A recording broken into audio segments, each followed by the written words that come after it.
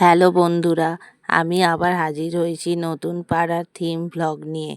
এই বছর নতুন পাড়া এনেছে এক অনন্য ভাবনা মনের মানুষ। এই থিমে দেখা যাচ্ছে মাটির মানুষ, বাউলের জীবনধারা আর মানুষের অন্তরের সম্পর্ক। যেভাবে মানুষ মাটির কাছ থেকে জীবনের মানে খোঁজে, ঠিক সেভাবেই এই থিমের প্রতিটি অংশ বলছে ভালোবাসা ও আত্মার গল্প।